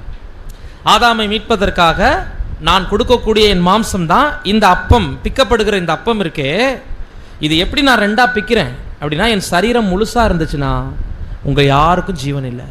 என் சரீரம் பலியிடப்படணும், நான் நொறுக்கப்படணும், நான் நெருக்கப்படணும், நசுக்கப்படணும். அப்போ ஒரு மனிதனை மீட்க மற்றொரு ஒரு பரிபூர்ண மனிதன் உருக்குலையணும். புரியுதுங்களா? அவருடைய உணர்வுகளும் சாகணும், அவருடைய உடலும் மறிக்கணும். அப்பத்தான் ஆதாமுடைய சந்ததிக்கு மீட்பு என்று பார்க்கிறோம். பிரியமான சகோதர சகோதரி, இப்போ இந்த அப்பம் பிச்சு கொடுத்துட்டார்ல, உலகத்தின் மீட்புக்காக நான் கொடுக்கும் என் மாம்சமேன்னு சொல்லிட்டாரு. இப்போ கொஸ்டின் என்னன்னா, உயிர்த்தெழுதல்ல இந்த மாம்சத்தோடு எழுந்திருந்தார்னா உலகத்துக்கு அவர் இந்த மாம்சத்தை கொடுத்ததா அர்த்தப்படுமா, அவரே எடுத்துக்கிட்டதா அர்த்தப்படுமா? கேள்வி புரியுதுங்களா நான் கேட்குறது? ஆதாமுக்குன்னு கொடுத்துட்டார்ல அந்த சரீரத்தை. இப்போ ஆதாமுடைய சந்ததிகள் இதை விசுவாசிப்பதன் மூலம் பிழைப்பான், இது உங்களுக்கான ஃபுட்டு, ஆகாரம்னு சொல்லிட்டார்ல. கொடுத்துட்ட சரீரத்தை உயிர்த்தெழுதல்ல திரும்பி எடுப்பாரா? அப்படி எடுத்தா என்ன ஆகும்? ஒருவேளை கிறிஸ்து மரித்து உயிர்த்தெழுந்தது ஒரிஜினல் மாம்ச சரீரமாக இருந்திருந்தா ஆதாமுக்கு மீட்பு இல்லை, ஒட்டுமொத்த உலகத்துக்கும் மீட்பு இல்லை. இப்போ அவருக்காக காத்து கொண்டிருக்கிற முதலாம் உயிர்த்தெழுதலில் பங்கடைகிற நமக்கும் மீட்பு இல்லை. ஏன்னா சரீரத்தை தான் அவரே எடுத்துக்கிட்டாரே. சரீரம் என்பது வாழ்வு உரிமை, வாழ்வதற்கான மீட்டுக்கிரையும் அது இல்லைங்களா? அந்த ஈட்டுக்கிரயத்தினுடைய ஒரு அடையாளம் தான் அப்பம். இப்போ சரீரத்தோடு அவர் எழுந்திருந்தார்னா மரிச்சதே அர்த்தம் இல்லாம போயிருக்கும். புரியுதுங்களா? அப்போ உலகத்துக்காக கொடுத்த சரீரத்தை மற்றொரு முறை கிறிஸ்து ஒருவர் என்ன பண்ண மாட்டாரு, எடுக்கவே மாட்டாரு. இதை தான் பேதுரு வேற விதமா சொல்றாரு. 3:18 1 பேதுரு 3 ஏனெனில் கிறிஸ்துவும் நம்மை தேவனிடத்தில் சேர்க்கும்படி அநீதி உள்ளவர்களுக்கு பதிலாக நீதி உள்ளவராய் பாவங்களின் நிமித்தம் ஒரு தரம் பாடுபட்டார். அவர் மாம்சத்திலே கொலையுண்டு ஆவியிலே உயிர்ப்பிக்கப்பட்டார். 2 வசனத்தை அவர் எந்த சரீரத்தில் மரிச்சு உயிரோட எழுந்தார், எந்த சரீரத்தை மனுக்குலத்துக்காக கொடுத்துட்டார், எதுல எழுந்தார் அப்படிங்கிறதுக்கு இந்த 2 வசனத்தை நீங்க காட்டலாம். யோவான் 6:51 கொடுத்துட்ட சரீரத்தை திரும்பி எடுக்க மாட்டாருன்றதுக்கு ப்ரூஃபா வச்சுக்கோங்க. அப்படின்னா கேட்பாங்க, அப்ப எந்திரிச்ச சரீரம் எது அப்படின்னு கேட்டார்னா உங்களை குறித்து கேள்வி கேட்குறவங்க, மாம்சம் கொலையுண்ணப்பட்டாச்சு. மாம்சம் கொலையுண்டுன்னா என்ன அர்த்தம்? மறிச்சிடுச்சு. எழுந்தது அந்த கொலையுண்ட மாம்சத்துல இல்ல, ஆவியில. ஆவினா என்ன அர்த்தங்க? ஆவிக்கு பல அர்த்தம் இருக்கு இல்லையா வேதாகமத்துல? வேத வசனம் கூட ஆவியாயும் ஜீவனாயும் இருக்கு. அது கூட ஒரு மீனிங் தான். ஆவியின் உலகம் ஒன்று இருக்கு இல்லைங்களா? அந்த ஆவியின் உலகத்துக்கு ஒரு தூதர்களுக்கு ஒரு சரீரம் இருக்கு இல்லையா? அப்போ அழியாமையின் ஜீவியாக ஒரு சரீரம் இருக்கு இல்லையா? எப்போ எந்த ஆவியில் எழுந்தார் நீங்கள் சொல்லப்படுதுன்னா, மரித்தது அழிவுக்குரிய சரீரத்தில், எழுந்தது அழியாத சரீரத்தில். அதான் ஆவியின் சரீரம். அவர் மரித்தார், மாம்சத்திலே கொலையுண்டு, அது மாம்சம் இரத்தத்தோடு இருக்கிற சரீரம். எழுந்திருக்கும் போது இரத்தத்தையும் மாம்சத்தையும் உடைய அந்த சரீரத்தில் எழுப்பப்படாமல் அழியாமையின் ஜீவியாக பரலோக சிருஷ்டியாக, இன்னும் சொல்ல போனா பரலோகத்தில் பிரதான இடத்திற்கு போகக்கூடிய திவ்ய சுபாவத்திற்குரிய ஒரு சிருஷ்டியாக அவர் என்ன பண்ணார், எழுந்தார் என்று நம்ம பார்க்கணும். எனவே ஒருபோதும் ஆதாமுடைய சந்ததிக்காக கொடுக்கப்பட்ட சரீரத்தை திரும்ப அவர் எடுத்துக்கொள்ள மாட்டார். அப்படி எடுத்தா அது ஆதாமுக்கான மீட்கும் பொருளாக இருக்காது. இப்போ முக்கியமான கேள்வி, அந்த சரீரத்தை தொட்டு பார்த்தாருல்ல, அப்ப அடிக்கப்பட்ட தோற்றம் தானே. இப்படி நம்ம எடுத்துக்கிட்டோம்னா எத்தனை தரிசனம் காமிச்சார் மரிச்சு எழுந்து உயிர் தெழுந்த பிறகு? எத்தனை தரிசனம் காமிச்சார்? 11 தரிசனம் காமிச்சார். லாஜிக்கா பார்த்தீங்கன்னா 9 தான். 3 தரிசனம் ரிப்பீட்டட். 3 தரிசனம் ஒரே தோற்றம் ரிப்பீட்டட் ஆகுது. புரியுதுங்களா? அப்போ மொத்தம் கவுண்டிங் பார்த்தீங்கன்னா 9, அது +3 போட்டிங்கன்னா 11. அப்போ பார்க்கும்போது அன்புக்குரிய சகோதர சகோதரிகளே, எல்லா இடத்துலையும் அதே அடிக்கப்பட்ட தோற்றம் வந்துச்சா? வழி போக்கனா போறாரு, அவர்கிட்டயே சொல்லிட்டு போறாங்க, அவரு தான் எங்களை எல்லாம் காப்பாற்றுவார்னு நினைச்சோம். இன்னைக்கு அவைகள் சம்பவித்து 3 தினங்கள் ஆயிடுச்சு. யார்கிட்ட?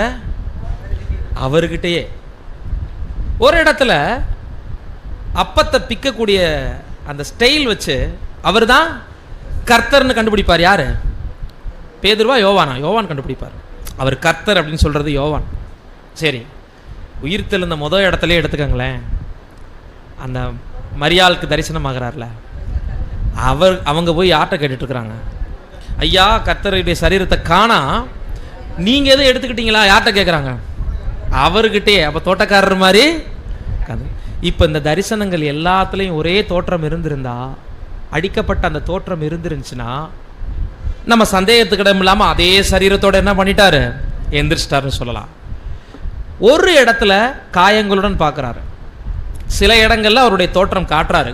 பரத்துக்கு ஏறி போகும்போதெல்லாம் அவங்களோட பேசும்போதெல்லாம் அவருடைய தோற்றத்தில் தான் இருக்கிறாரு. ஆனால் காயப்பட்ட தோற்றமாக இல்லை. அவருடைய தோற்றத்தில் பேசி அவர் உயிரோடு இருக்கும்போது எப்படி இருந்தாரோ அப்படி பேசிட்டு போகிறார். 12 பேர்த்துக்கு மட்டும் இல்லை, பிறகு 500 பேருக்கு மேற்பட்டவங்களுக்கு தரிசனமாகி அகால பிறவியாகி எனக்கும் தரிசனமானார்னு பவுல் கொரிந்தியரில் எழுதுறாரு. தரிசனமானது நிறைய பேருக்கு, ஆனால் 11 தரிசனம் தான். அப்போ பார்க்கும்போது அன்பான சகோதர சகோதரிகளே, அந்த ஒரு முறை வந்தது எதுக்காக தெரியுங்களா? நம்பணும். எதை நம்பணும்? இவர் தான் அவருன்னு நம்பணும்னா அந்த இரத்த காயத்தோடு வந்து ஃபஸ்ட், ஏன்னா குழந்தை விசுவாசத்தில் இருக்கிறாங்க, பயத்தில் இருக்கிறாங்க, என்ன நடக்க போதோ, இனிமேல் உலகத்தோடு திரும்பி போயிடுறதா, என்ன பண்ணுறதுன்னு பயங்கர திகில் இருந்துட்டு இருக்கிறவங்கள 40 நாளும் வெவ்வேறு தரிசனத்தை காமிச்சு அவர் உயிரோடு இருக்கிறவராக ஏன் வெளிப்படுத்திக்கிட்டே இருந்தார்னா, அவங்களுக்கு ஒரு புத்துணர்வு கொடுக்க, அவங்க நம்பிக்கை இன்னும் பலப்பட, விசுவாசம் இன்னும் அதிகரித்து தனக்கு பின்னாடி தான் பரமேறின பின்னாடி தைரியசாலிகளாக ஊழியம் செய்யணும்னா, வெறும் சரீரத்தோடு இரத்த காயத்தோடு இருக்கிற சரீரத்தை அவங்களுக்கு காமிச்சது தான் தான் உயிரோடு வந்தேங்கிறதுக்கான ஒரு ப்ரூஃப். ஆனால் அதுக்கப்புறம் வெவ்வேறு தோற்றத்தை வெளிப்படுத்துனது ஆண்டவரால் எல்லாம் இனிமே சாத்தியம். அவர் எவ்வளோ உருவத்தில் வராருன்னா, அழியாமையில் உயிர்த்தெழுப்பப்பட்டவங்க எந்த தரிசனம் என்ன பண்ண முடியும், காட்ட முடியும், எந்த தோற்றமாகவும் வர முடியும். இனிமேல் அவங்கள ஒரு குறிப்பிட்ட உடலுக்குள்ளே நம்ம என்ன பண்ண முடியாது, அடக்கி யோசிக்க முடியாது. பவர்ஃபுல்லான ஒருவர் நம்மளை இனிமேல் டைரக்ஷன் பண்ண போகிறார்.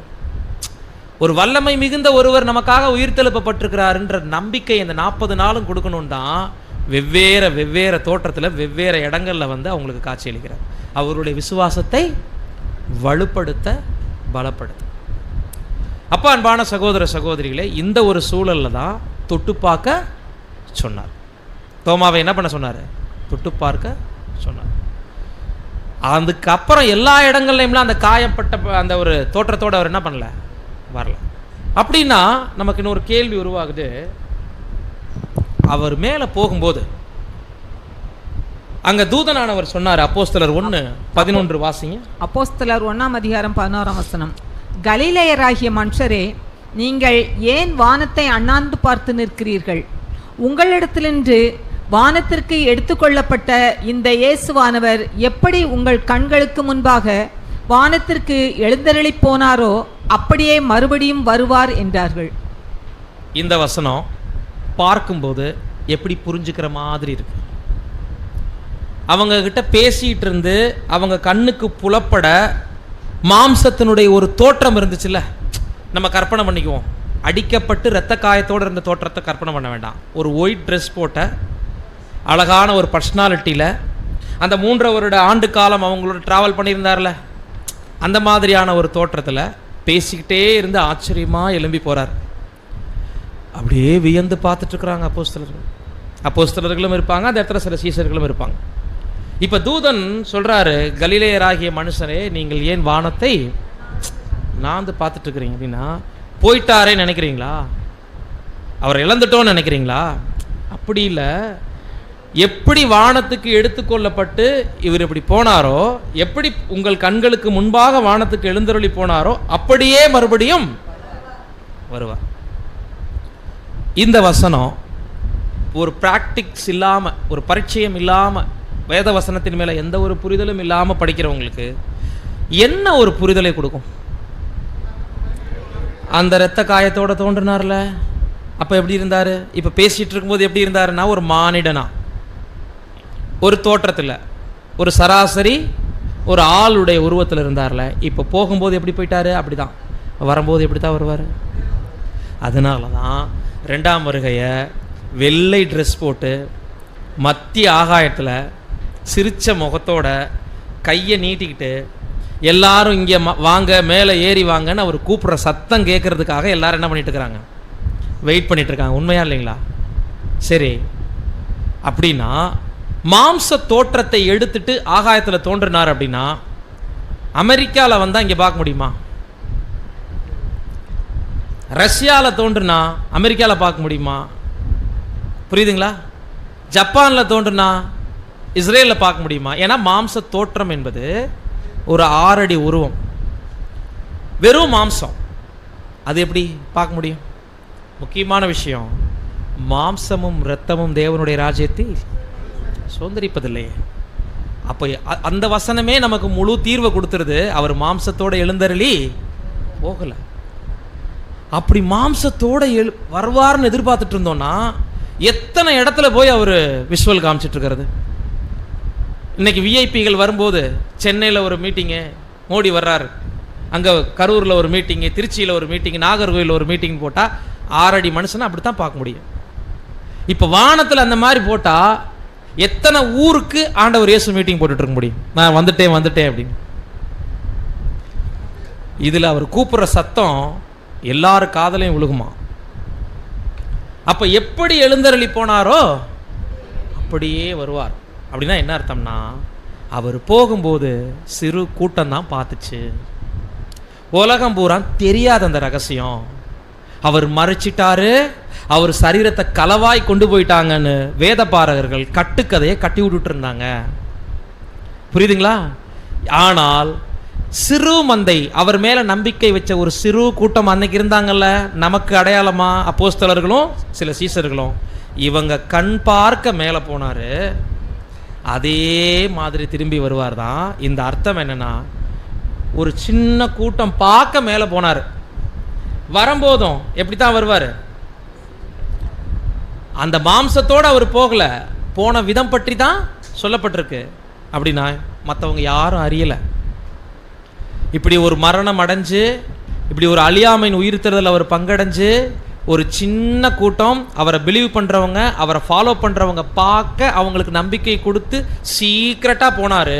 அன்னைக்கு முழு இஸ்ரேல் ஜனங்களும் முழு உலகமும் அறியாமல் என்னென்னமோ பண்ணிட்டு இருந்தாங்க. அதே மாதிரி 2ஆம் வருகை வந்திருப்பாரு, ஒரு சிறு கூட்டம் மட்டும்தான் அதை என்ன பண்ணும்? அண்டர்ஸ்டாண்ட் பண்ணும். முழு உலகமும் அறிஞ்சிருக்காது. குறிப்பாக அன்னைக்கு இஸ்ரேல் ஜனங்கள் கவனிக்காமல் இருந்தது மாதிரி இன்னைக்கு கிறிஸ்தவ உலகம் தூங்கிட்டு இருக்கும். யூத மத ஆசாரியர்கள் புரிந்து கொள்ளாத மாதிரி இன்னைக்கு உள்ள பாஸ்டர்ஸுங்க, பிஷப்புக்கு அண்டர்ஸ்டாண்ட் பண்ண மாட்டாங்க. யாருக்கு மட்டும்தான் அவர் வர்றது தெரியும்னா, அண்ணாந்து பார்த்துட்டு இருந்த அந்த சின்ன கூட்டம் மாதிரி இன்னைக்கு சபையினுடைய வகுப்பார் பூமியில் இருக்காங்கல்ல, இவங்க தான் வரும் விதத்தை என்ன பண்ணுவாங்க? கண்டுபிடிப்பாங்க.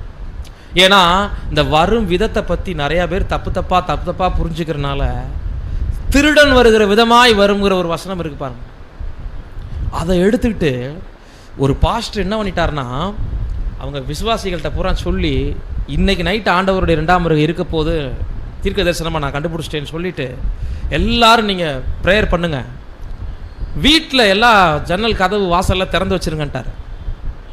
ஏன்னா திருடன் எந்த வழியாக வருவார்? முன்வாசல் வெளியே வருவாரா, பின்வாசல் வெளியே வருவாரா?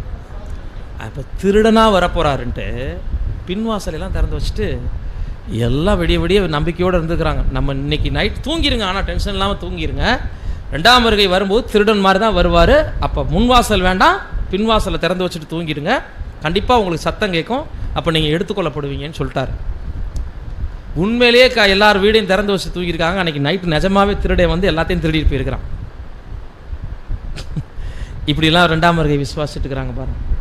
அப்போ ஆண்டவர் திருடனாக வருவேன்னு சொன்னாரா, திருடன் வருகிற விதமாய் வருவேன்னு சொன்னாரா? விதம்னா என்ன அர்த்தம்? ஃபார்முலா. திருடனுடைய ஃபார்முலா என்னங்க? ஒரு திருடன் வந்து திருடிட்டு போகிறாங்கிறத எப்படி கண்டுபிடிப்போம் அப்படின்னா, வந்து இடமெல்லாம் காலியாகி பொருளெல்லாம் வீட்டுக்குள்ளே செதறி முக்கியமான பொருள் காணா போகும்போது தான், திருடன் எங்கள் வீட்டுக்கு வந்துட்டான், 10 பவுன் நகையை காணாம். ஏன்னா 10 பவுன் நகை இல்லைன்னா தான் அவன் வந்துட்டு போனது தெரியும். பீரோவெல்லாம் திறந்து கிடந்துச்சு, கபோர்டெல்லாம் உடச்சி கிடந்துச்சு சொல்கிறாங்கல்ல. அப்படின்னா வந்து ஒரு பொருள் காணா அப்படின்னா ஆல்ரெடி திருடன் வந்துட்டு போயிருக்காரு. இப்போ திருடன் வருகிற விதம் யாருக்கு மட்டும் தெரியுது? சபை பரிசுத்தவான். யாரை மட்டும் ஏற்றுக்கொள்வார்? பூமியில் உயிரோடு இருக்கக்கூடிய எஞ்சிய பரிசுத்தவான்கள் மட்டும் போயிருப்பாங்கல்ல, அப்போ அவங்கள மாத்திரம் என்ன பண்ணிடுறாரு? எடுத்துகிட்டு போயிடுறாரு.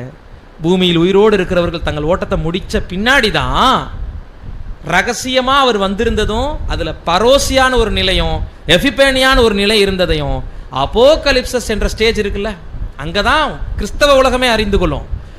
அவர் வந்துட்டாரு, நம்மலாம் சபை வாய்ப்பு அடையலை, ஏமாந்து போயிட்டோம், உண்மையிலேயே ஒரு கூட்டத்தை திட்டிகிட்டு இருந்தோம்ல குழப்பம் பண்ணுறவங்கன்னு, அவங்க தான் எங்கே பண்ணிட்டாங்க? அந்த திருடன் வருகிற விதத்தை சரியாக கண்டுபிடிச்சு போனவங்க அந்த கூட்டம் தான். ஒரு பெரிய கூட்டம் ஏமாந்து நிற்கிறோம் அப்படின்னு ஆண்டவர் வந்துட்டு போன விதத்தை கிறிஸ்தவ உலகம் அப்புறம்தான் அறிஞ்சு கொள்ள போகுது. அதனால தான் அவர் எந்த விதமாய் போனாரோ அந்த விதமாய் திரும்பி வருவார் என்பது, சிறுமந்தை கண்கள் பார்க்க போனாரு, சிறுமந்தை பார்க்கவே திரும்பி வருவார். ஏற்றுக்கொள்ளப்படுபவர்களும் அவர்கள் மட்டுமே. மற்ற எல்லாரும் திருடன் வந்தா எப்படி ஏமாந்து போயிடுவாங்களோ, விடிஞ்சு பார்க்கும்போது கொலையாடின பொருளை வச்சு தான் கண்டுபிடிப்பாங்களோ, அந்த மாதிரி கர்த்தருடைய 2ஆம் வருகை இருக்கும்னு சொல்றாரு. சரி, இப்போ எழுப்பப்பட்ட அந்த சரீரம் என்ன, எப்படி இருக்கும்? இப்போ பழைய சரீரம் என்ன அப்படின்றது இன்னொரு டாபிக். அது ஒருவேளை தேவனுக்கு சித்தமானா நம்ம அடுத்த முறை பார்க்கலாம். பார்த்துட்டு கூட நம்ம நெக்ஸ்ட்டு ஆசரிப்பு கூட கண்டினியூ பண்ணலாம். அந்த எழுந்தார் இல்லைங்களா சரீரம், அது பூமியில் மறைக்கப்பட்டிருக்கு. பிதாவாகிய தேவனால் ஒரு இடத்துல சீக்ரெட்டாக ஒழிக்கப்பட்டிருக்கு. 1000 ஆண்டு அரசாட்சியில் அந்த சரீரத்தை உலகத்திற்கு தேவன் காட்டுவார் என்பதற்கான வசனமும் இருக்கு. பிரதர் ரசல் அவர்களுடைய வால்யூம்ஸ் பாயிண்ட் ரீப்ரிண்ட் பாயிண்ட்டும் அதுக்கு இருக்கு. அது இன்னொரு பாடம். அழிவை காணாத சரீரம்னு ஒரு தலைப்பில் நம்ம பார்க்கலாம். அந்த சரீரத்தை இப்போ விட்டுருங்க. எழுந்த சரீரம் இருக்குல்ல, மாம்சமும் இரத்தமும் இல்லாத சரீரம், அந்த சரீரத்தினுடைய தன்மை என்ன, அது எப்படி இருக்கும்? ஏன்னா இன்னைக்கு எழுந்த பின்னாடி நிறைய பேர் பார்க்குறாங்கல்ல கிறிஸ்துவ. எங்கெல்லாம் பார்க்குறாங்க? குறிப்பாக நற்செய்தி கூட்டத்துக்கு போனீங்கன்னா நிறைய பேர் சொல்லுவாங்க, உங்கள் அருகே வந்துட்டார், உங்கள் தலையில் கை வச்சிட்டு இருக்கிறார், கிட்டக்க நெருங்குறார், எல்லாரும் வேகமா கை தட்டுங்க, சத்தமா அல்லேலூயா சொல்லுங்க, இதோ அறை வீட்டுக்குள்ள வந்துட்டார். பாஸ்டர்ஸுக்கெல்லாம் அள்ளி விடுறாங்க பாருங்க. ஒரு பாஸ்டர் சொல்றாரு, என் வீட்டில் ஆண்டவர் அடிக்கடி வந்துட்டு போனதை நான் எப்படி கண்டுபிடிப்பேன் அப்படின்னா, ஆண்டவர் வரும்போது மட்டும் ஒரு பர்ஃப்யூம் வாசனை வருமா, அது வேற யார் இது வரைக்கும் அந்த சென்ட்டையே போட்டதில்லை அப்படின்னு பிரசங்கம் பண்ணார். ஏங்க, ஆவியின் உலகத்தில் இருக்கிறவர் எதுக்குங்க சென்ட் போட்டு வரணும்? நம்மளை மாதிரி பலவீனமான சரீரத்தில் இருந்தா சென்ட் வேணும். ஏன்னா அதுக்கு அவர் விளக்கம் சொல்றாரு. அவர் பரிமள தைலத்தை அவர் தலையிலலாம் ஊற்றிருந்தாங்க. அவர் சிரசின் மேலே அவ்வளோ வாசனை இருக்கும். எப்படியெல்லாம் சொல்கிறாங்க. ஏங்க, எழுந்தது மாம்சத்தில் இல்லை, ஆவியில் கண்ணுக்கு தெரியாமல் உங்கள் நடுவில் உலாவுறாருன்னு சொல்கிறீங்க. அப்புறம் எங்கிட்டு வாசனை வரும்? வந்து என்னை பார்த்து சிரிச்சாருங்கிறாரு. அவர்கிட்ட மாத்திரம் அவரை பற்றின ரகசியத்தை சொன்னேன்றாரு. சாவியை கொடுத்துட்டு போனாருன்றாங்க. எந்த ஆண்டவரை? உயிர்த்தெழுந்த ஆண்டவர். அப்படின்னா அழியாமின் சரீரத்தை இவங்கெல்லாம் என்ன பண்ணிட்டு இருக்கிறாங்க? இப்போ பார்த்துட்டு இருக்கிறாங்க. சரி, பார்த்த மனுஷன் என்ன ஆனார்? வாசிங்க அப்போஸ்தலர் 22:6 மற்றும் 11. அப்படி நான் பிரயாணப்பட்டு தமஸ்குவுக்கு சமீபமான போது மத்தியான வேளையிலே சடிதியாய் வானத்திலிருந்து பேரொளி உண்டாகி என்னை சுற்றி பிரகாசித்தது. அந்த ஒளியின் மகிமையினாலே நான் பார்வையற்று போனபடியினால் என்னோடு இருந்தவர்களால் கைலாகு கொடுத்து வழிநடத்தப்பட்டு தமஸ்குவுக்கு வந்தேன். என்ன சொல்லியிருக்கிறாரு? சிரிச்ச முகத்தோட பார்த்தேன், என்னை மட்டும் பார்த்து சிரிச்சாரு, என் பின்னாடி நின்றுருந்தாரு, என்னை தொட்டாரு, என் தலையில கை வச்சாரு, வெள்ளை ட்ரெஸ் போட்டிருந்தாரு, சென்ட் போட்டிருந்தாருன்னு யார் சொல்லியிருக்கணும்? நான் எப்படி? உயிர்த்தெழுந்த கிறிஸ்துவை பரமேறினதுக்கு பின்னாடி பார்த்த ஒரே நபர் யாரு? இப்போ மற்றவங்களுக்கெல்லாம் வேற வேற தோற்றத்தில் வந்தார்ல 40 நாள். அப்போ அவர் வந்து அந்த தோற்றத்தை காமிச்சு பார்க்கும்படி தோட்டத்தில் வந்தார். 40ஆம் நாள் பரமேறி பெந்தகோஸ்தே நாளுக்கு பின்னாடி ஒருத்தருக்கு காட்சி அளிச்சார்னா அப்போஸ்தலனாகிய பவுல் மட்டும். இவருக்கு வழிபோக்கன் மாதிரியோ அடிக்கப்பட்ட தேகத்திலேயோ அழகான தோற்றத்தையோ கெஸ் பண்ணக்கூடிய எந்த விதத்திலையும் வெளிப்படவே இல்லைன்னா பவுல் கிரகிக்கிறார், உயிர்த்தெழுந்த ஆண்டவருடைய தோற்றம் எப்படி இருந்துச்சா? மத்தியான வேளையில் சூரிய அது வானத்திலிருந்து பேரொளி உண்டாகி என்னை சுற்றி உயிர்த்தெழுந்த கிறிஸ்துவை எப்படி மட்டும்தான் அடையாளம் காண முடியுங்கிறாரு. ஒரு பேரளவில் அப்படின்னா ஒரு கைக்குள் அடங்காத ஒரு சூரிய வெளிச்சத்தை கூட நம்ம அப்படி கண்ணை குறுக்கி பார்க்கும்போது அவர் ரவுண்டு தெரியும் இல்லைங்களா? கண்ணை அப்படி சுருக்கி பார்த்தோம்னா சூரியன் ஒரு வட்டமாக இருக்கிறது நமக்கு தெரியும். ஆனால் இங்கே என்ன சொல்கிறாருன்னா, சடிதியாய் வானத்திலிருந்து பேரொளி உண்டாகி என்னை சுற்றி பிரகாசித்தது. அந்த ஒளியின் மகிமையினாலே நான் பார்வையற்று போனபடியினால் என்னோடு இருந்தவர்கள் கைலாக கொடுத்து வழிநடத்தப்பட்டு தமஸ்குவுக்கு வந்தேன்னா, இன்னைக்கு எல்லா பாஸ்டர்களும் எப்படித்தான் போயிட்டு இருக்கணும்? யாருக்கும் கண்ணோட ஊழியம் செய்யக்கூடாது. ஆண்டவர் இயேசுவை நேரடியாக பார்த்த ஒரு பாஸ்டர்களுக்கும் என்ன இருக்கக்கூடாது? கண் இருக்கக்கூடாது. குருடர்களாக தான் இன்னைக்கு ஊழியம் செய்யணும். புரியுதுங்களா? ஆனால் ஊழியம் செய்யணுங்கிறதுக்காண்டி பவுலுடைய கண்ணை என்ன பண்ணார்? அந்த பலவீனத்தோடு தான் வச்சுருந்தார். அதுக்கும் அற்புத அடையாளங்களை செய்கிறதுக்கு போல அவர் குணமாகாதுன்ட்டார் தேவன். கர்த்தர் என்ன பண்ணிட்டார்? உனக்கு உண்டான பலத்தோடே போ, உன்னை பலப்படுத்துகிறவர் நான் சொல்லி 3 முறை ஜெபிச்சாராம். 2 தரம் ஜெபம் பண்ணேன், ஆனால் ஆண்டவர் அதை குணப்படுத்தலை, அப்படியே விட்டுட்டேன்ட்டார். இன்னைக்கு அதையும் சும்மா விடுவாங்களா? முதல்ல ஆண்டவரையும் நேரில் பார்த்தாகணும். கண்ணும் என்ன ஆகக்கூடாது? போகக்கூடாது. பார்த்தவங்க பூரா இன்னைக்கு ஆரோக்கியமாக சுற்றிட்டு இருக்காங்கன்னா நமக்கே நல்லா தெரியும். சாத்தானும் ஒளியின் தூதனுடைய வேடத்தை தரித்து கொள்வானே. சிம்பிள். யார் ஒளியின் தூதன்? ஆண்டவராக இயேசுவை தான் ஒளியின் தூதன் என்று நம்ம சொல்றோம். புரியுதுங்களா? அப்ப கர்த்தருடைய சரீரம் ஒன் வேர்டில் சொல்லணும்னா, உயிர்த்தெழுதலுக்கு பிறகு நமது சரீரமும் எப்படித்தான் இருக்கும்னு கேட்டா, அது ஒரு பிரகாசமான வெளிச்சம். அதுக்கு இனிமேல் அழிவில்லை. பட் அது எந்த தோற்றத்தில் இருக்கும்னு எங்களுக்கு தெரியாது. அதுக்கு பசி இருக்காது, வருத்தம் இருக்காது, தாகம் இருக்காது, அது சோர்ந்து போகாது, அது இன்னொருவரை சார்ந்து இருக்காது, எந்த ஹெல்ப்புக்கும் யார்ட்டையும் போய் விண்ணப்பம் வைக்காது. தூதர்கள் கூட தினசரி தேவைக்கு தேவனை சார்ந்திருக்கணும். ஆனால் அழியாமை பெற்றுக்கொண்டவங்களுக்கு எந்த தேவைக்கும் யாரையும் சார்ந்திருக்க வேண்டிய அவசியம் இல்லை. புரியுதுங்களா? இப்படிப்பட்ட ஒரு தோற்றத்தில் எழுந்தாரு. இன்னமும் மற்றொரு அப்போஸ்தலன் சொல்லும்போது அந்த தோற்றத்தை எப்படி சொல்றாரு பாருங்க. யோவான் 1 யோவான் 3:2. 1 யோவான் 3:2. பிரியமானவர்களே, இப்பொழுது தேவனுடைய பிள்ளைகளாய் இருக்கிறோம், இனி எவ்விதமாய் இருப்போம் என்று இன்னும் வெளிப்படவில்லை. ஆகிலும் அவர் வெளிப்படும் போது அவர் இருக்கிற வண்ணமாகவே நாம் அவரை தரிசிப்பதினால் அவருக்கு ஒப்பாயிருப்போம் என்று அறிந்திருக்கிறோம். ஏதாவது க்ளூ கொடுத்திருக்காரா அந்த இடத்துல? அவர் இப்போ நாம் தேவனுடைய பிள்ளைகளா இருக்கிறோம்னு ஆரம்பிக்கிறார். சரீரத்தில் இருக்கும்போது, மாம்சத்தில் இருந்துட்டாலும் தேவனை அப்பான்னு கூப்பிடக்கூடிய தேவ பிள்ளைகளா நம்ம இருந்துட்டு இருக்கிறோம். இனிமேல் அப்படின்னா எவ்விதமா இருக்க போறோம் அப்படின்ற கேள்வி எதை வெளிப்படுத்துதுன்னா, உயிர் தெழுந்த பின்பு, மணவாளனை மீட் பண்ண பின்னாடி, ஆட்டுக்குட்டியானவருடைய கல்யாணத்துக்கு பின்பு, அல்லது சபை மகிமையடைந்த பின்பு எப்படி இருக்க போறோம்னு தெரியாது. ஆனா சொல்றாரு, மறுபடியும் புதிர் தான் வச்சு முடிக்கிறாரு. அவரை நாம் அவர் இருக்கிற வண்ணமாகவே தரிசிப்பதினால அவருக்கு ஒப்பா இருப்போம்னா, அந்த இருக்கிற வண்ணம்னா என்னன்னு சொல்லவே இல்லை லாஸ்ட் வரைக்கும். இப்ப இந்த வசனம் கேள்வியா பதிலா? ஒரு மேட்ரு சொல்றாரு, அவரை இருக்கிற மாதிரியே நம்ம பார்ப்போம். இப்ப எப்படி இருக்கிறோம்? அப்ப அப்படி இருக்க போறதுலன்ட்டாரு. அப்ப எப்படித்தான் இருப்போம் அதெல்லாம் சொல்லல. அவரை பார்ப்போம்ல, அப்ப அவர் எப்படி இருப்பாரு? அப்படி இருப்போம் அப்படின்னு ஒரு பதிலுக்குள்ள என்ன பண்ணி விட்டாரு? ஒரு கேள்வியை உருவாக்கி விட்டுருக்காரு யோவான். யோவானுக்கும் பவுலுக்கும் அவருடைய சரீரம் தெரியல. இன்னைக்கு இருக்கக்கூடிய ரெவரன்ஸுகளுக்கு எல்லாத்துக்குமே சரீரம் தெரியுது, கண்ணு போக மாட்டேங்குது. புரியுதுங்களா? நீங்களோ பிரியமானவர்களே, உங்கள் மகா பரிசுத்தமான விசுவாசத்தின் மீது உங்களை உறுதிப்படுத்துங்கிறது. பிரியமானவர்களே, எந்த இடத்துலையும் முக்கியமான உபதேசங்களை நம்ம ரொம்ப தெளிவாக இருக்கும்.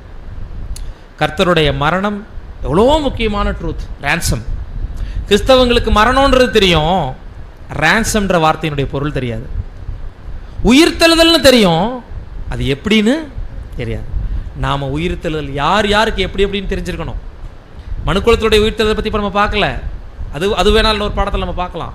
பட் இப்போ பார்த்துட்டு இருக்கிறது கர்த்தருடைய சரீர உயிர்த்தெழுதல். அந்த ஆவியின் சரீர உயிர்த்தெழுதல் எப்படிப்பட்டது? சொந்த மாம்சத்தோடு அவர் எழும்பல. இப்போ நாம மரிச்சால் நமக்கு என்ன நிர்பந்தம் தான்? இந்த மாம்சம் அழிவுக்கு உட்படுத்தப்படும், அழியாததாய் ஆவிக்குரிய சரீரம் எழுந்திருக்கும். இதுதான் முதலாம் உயிர்த்தெழுதல். புரியுதுங்களா? கோதுமை மண்ணில் புதைந்து மறிக்கணும், அது நமது சரீர வாழ்க்கையை குறிக்குது. கர்த்தருக்கும் மறிச்சது, மறித்து அதே போல வேறே தானியத்தை உருவாக்குச்சு. பட் அழிந்த அந்த மேனி வரல. நல்லா புரிஞ்சுக்குங்க. ஒரு கோதுமை நிலத்துக்குள்ள போகுது, அந்த கோதுமை மேல வருதா? நோ, அந்த கோதுமை ஆல்ரெடி என்ன ஆயிடுது?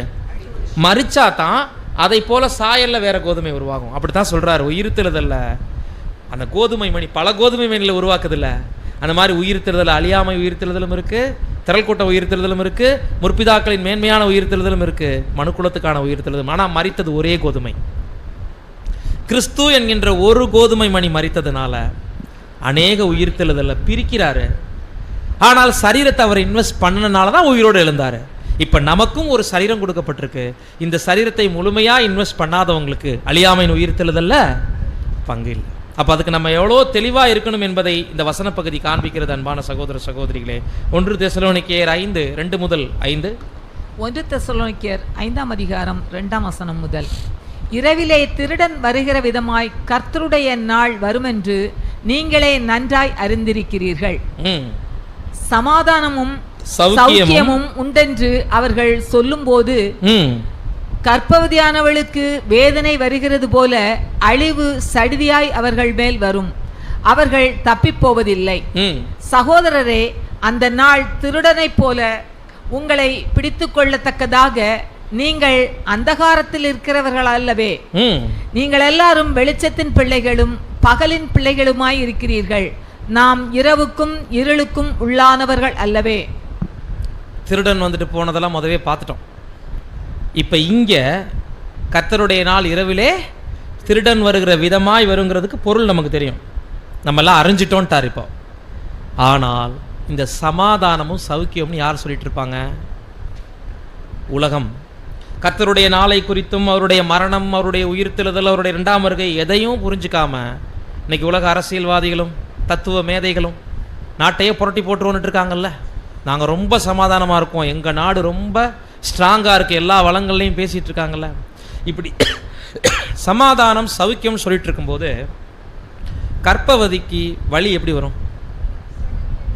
நம்ம கெஸ் பண்ணும்போது வராது, வலி ஏற்படும்.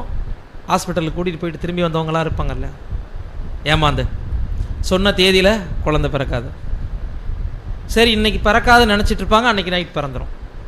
அப்போ சவுக்கியம் சொல்லிட்டு இருக்காங்கல்ல இன்றைக்கி உலகத்தில் மிகப்பெரிய அதிபர்கள் எல்லாம், பெரிய பெரிய வல்லரசு தேசங்களை ஆளுகை செய்கிறவங்கெல்லாம் சமாதானம் நினச்சிட்டு இருக்கிறாங்க. இப்போ இன்றைக்கி இந்தியாவில் கூட எங்கள்கிட்ட நாட்டை கொடுங்க, நாளைக்கு சமாதானத்தை கொண்டு வரோன்னு இருக்காங்க. இப்படி சவுக்கியத்தையும் சமாதானத்தையும் சொல்லிட்டு இருக்கும்போது அழிவு சடிதியாய் வரும் என்பது குறிக்குது, வரப்போகிற மகா உபத்திரவம். பட் இந்த நாளில் நம்மளாம் சிக்கிக்காதபடிக்கு நாம் அந்தகாரத்தில் இருக்கிறவர்கள் அல்லவேன்ட்டார். அப்படின்னா கர்த்தருடைய 2ஆம் வருகை ட்ரூத் உங்களுக்கு தெரியும், அவருடைய உயிர்த்தெழுதலுடைய மேன்மை தெரியும். 1ஆம் உயிர்த்தெழுதலில் பங்கடைய போகிற உங்களுக்கு அவருடைய 2ஆம் வருகையினுடைய சீக்கிரட்டும் நல்லா தெரியும். சராசரி உலகத்தாரை போல நீங்கள் இருந்துட வேண்டாம்.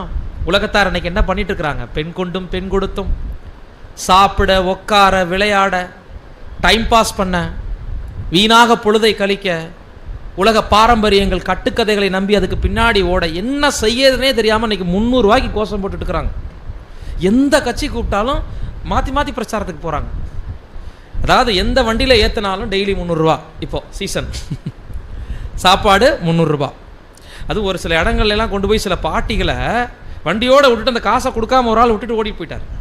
இந்த பாட்டிக்கிட்ட கேட்டால் எந்த கட்சிக்காக வந்தீங்கன்னா, அந்த எந்த கட்சிக்கு வந்தோம்னு தெரியல, காசு கொடுத்தாங்களான்னு கேட்டால் அதுவும் தெரியல. அவ்வளோ ஃப்ராடு பண்ணிட்டு இருக்கிறாங்க. அறியாமை ஜனங்களை வச்சு உலகத்துக்கு விடியல் கொடுத்துட்ருக்குறாங்க இன்னைக்கு. அதுதான் சமாதானமும். எதுக்குள்ள விடியல் சொல்லிட்டு இருக்கிறாங்கன்னா, இருளை கொடுத்துட்டு விடியல்னு சொல்லிட்டு இருக்கிறாங்க நீங்க. ஆனால் அந்த விடியலை கொடுக்க வந்திருக்கிறவரை நம்ம அறிஞ்சிருக்கிறோம் இல்லைங்களா? உண்மையான விடியல் கொடுக்க வந்திருக்கிறவரை நம்ம அறிஞ்சிருக்கிறோம். ஏன்னா நம்ம இரவுக்கும் இருளுக்கும் உள்ளானவர்கள் அல்ல. அவங்கெல்லாம் சௌக்கியத்தை சொல்லி ஜனங்களை ஏமாத்திட்டு இருக்கிறாங்க. நாங்கள் ரொம்ப நல்லது பண்ணிடுவோம், நாங்கள் வந்தால் எல்லாம் மாறிடும். ஆனால் இரவுக்கும் இருளுக்கும் உள்ளானவர்கள் கிறிஸ்தவர்கள் ஒரு பக்கம் வஞ்சிக்கப்பட்டு இருக்கிறாங்க. இவங்க அரசியல்வாதிகளுக்கெல்லாம் ஓட்டே கேட்டுட்டு இருக்கிறாங்க. யார்? கிறிஸ்தவ மத போதகர்கள். இந்த கட்சிக்கு ஓட் போடுங்க, அந்த கட்சிக்கு ஓட் போடுங்க. ஆண்டவரை விசுவாசிக்கிறவங்க ஒரு கட்சியை ஆதரிக்கலாமா? பிஷப் ட்ரெஸ்ஸோட நின்று கேட்குறாரு ஓட்டு. அப்போ எதில் சமாதானத்தையும் சௌக்கியத்தையும் கொண்டு வந்துட்டு இருக்காங்களா? அப்போ கிறிஸ்தவ உலகம் எவ்வளோ கெட்டு போயிட்டு இருக்கு பார்த்தீங்களா? ரோமன் கேத்தலிக்கில் ஒரு பக்கம் ஓட்டு கேட்குறாங்க, சிஎஸ்சியில் ஒரு பக்கம் ஓட்டு கேட்டுட்டு இருக்கிறாங்க, சத்தியம் டிவியில் ஒருத்தர் ஓட்டு கேட்டுட்டு இருக்கிறார், நியூஸ் சேனல். இதெல்லாம் இவங்க கொடுக்குற சமாதானம். ஆனால் உண்மை தேவ ஜனங்களுக்கு உலகம் தரக்கூடாத ஒரு சமாதானத்தை வச்சிருக்கிறது. இரவிலே திருடன் வருகிற விதமாய் வருகிற அந்த வருகையையும் 1ஆம் உயிர்த்தெழுதலுடைய பலனையும் அறிந்திருக்கக்கூடிய நமக்கு என்ன சொல்லிட்டார்னா, அந்தகாரம் உங்களை சூழாது, இருள் உங்களை என்ன ஆகாது, பிடிக்காது. திருடன் வந்துட்டு போனதில் ஏமாந்த மாதிரி ஏமாந்துட மாட்டீங்க. காரணம், நீங்கள் பகலின் பிள்ளைகளும் வெளிச்சத்தின் பிள்ளைகள். அப்படின்னா என்ன அர்த்தம்? நீங்கள் எல்லாரும் வெளிச்சத்தின் பிள்ளைகள், பகலின் பிள்ளைகள் என்ன அர்த்தம்? வெளிச்சம் குறிக்குது உண்மையான ட்ரூத், மகா பரிசுத்தமான விசுவாசம். இது கிறிஸ்தவ உலகத்திலே இல்லை, இன்னைக்கு உலகத்திலையும் இல்லை. பகல் குறிக்குது 1000 வருடத்தின் விடியல். பகல்னா ஒரு நாளின் தொடக்கம். வெளிச்சத்திலையும் இருக்கிறோம், பகலுக்குள்ளேயும் இருக்கிறோம். இந்த வாய்ப்பு அப்போஸ்தலர்களுக்கே கிடைக்கல. ஆனால் அங்கே தான் பேசுகிறாரு, வெளிச்சத்தின் பிள்ளைகள் பகலின் பிள்ளைகள். அவர் ஏன் பேசிட்டு இருக்காரு புரியுதுங்களா? தேவனுடைய ராஜ்யம் உங்களுக்குள்ளேயே இருக்குங்கிற மீனிங்கில் பேசிட்டு இருக்காரு. தேவனுடைய ராஜ்யம் அப்போ உங்கள் மத்தியிலேயே இருக்குங்கிற பிலிவில் அவங்களுக்கு அது பகல் தான். சத்திய வெளிச்சத்தில் இருந்தாங்க, பகலில் இருந்தாங்கன்னா 1000 இயர் இல்லை, 1000 இயர் போல சிறுமந்தைக்குள்ள ராஜ்யம் இருக்குன்னு சொன்னார். நாம் எங்கேயே வந்துட்டோம். இப்போ வெளிச்சத்திலையும் இருந்து பகலின் பிள்ளைகளாக இருக்கிறவங்களுக்கு ட்ரூத்தில் அறியாமையே கிடையாது. இதுதாங்க நமக்கு கிடைச்சிருக்கிற ஸ்லாக்கியம். இப்போ தேவன் நம்மளை எதில் ஐஸ்வர்யவான்களாக வச்சுருக்காரு? உலகத்தில் இருக்கக்கூடிய ஐஸ்வர்யவான்கள் மாதிரி பணத்தில் இல்லை, அரசியல்வாதிகள் மாதிரி பவர்ஃபுல்லான நிலைமையிலையும் இல்லை, வர்த்தகர்கள் மாதிரி செல்வ செழிப்பிலையும் நம்மளை வச்சிருக்கல. தேவன் அவருடைய சத்தியத்தில் ஞானவான்களாக வச்சிருக்கிறார். அவருடைய தெய்வீக திட்டத்தில் மரணம்னா என்ன, உயிர்த்தெழுதல்னா என்ன, குமாரனுடைய மரணம் உயிர்த்தெழுதல் என்ன, அவரோட பங்கெடுக்க போகிற நம்மளுடைய மரணம் உயிர்த்தெழுதல் எப்படிப்பட்டது. எல்லாரும் உலகத்துக்குள்ள அறியாமையில் இருக்கும் பொழுது நமக்கான இவ்வளோ மாபெரும் ஞானத்தை கொடுத்துருக்காரு இல்லைங்களா. நம்மை விட ஒரு ஐஸ்வர்யவான்கள் உலகத்தில் கிடையவே கிடையாது. காரணம், விடியலில் இருக்கிறோம். உண்மையிலே நம்ம தான் விடியலின் பிள்ளைகள். விடியல் ஆட்சியில் யார் தான் இருக்கிறோம்? உலகம் சொல்லிட்டு இருக்கிற விடியல் ஆட்சியில் ஆண்டவர் இயேசுனுடைய விடியல் ஆட்சியினுடைய முதல் ஆசீர்வாதத்துக்குள்ள நாம் இருக்கிறோம். எனவே பிரியமானவர்களே, அந்த முதலாம் உயிர்த்தெழுதலை நாம் பங்குள்ளவர்களாக இருப்பதற்கு எல்லா விதத்திலும் தேவன் தாமே நாம் ஒவ்வொருவருக்கும் ஆசீர்வாதம் அளித்து கிருபை செய்து வழிநடத்துவாராக. வசனங்களை பொறுமையுடன் கேட்ட உங்கள் அனைவரையும் தேவன் தாமே ஆசீர்வதிப்பாராக. ஆமென்.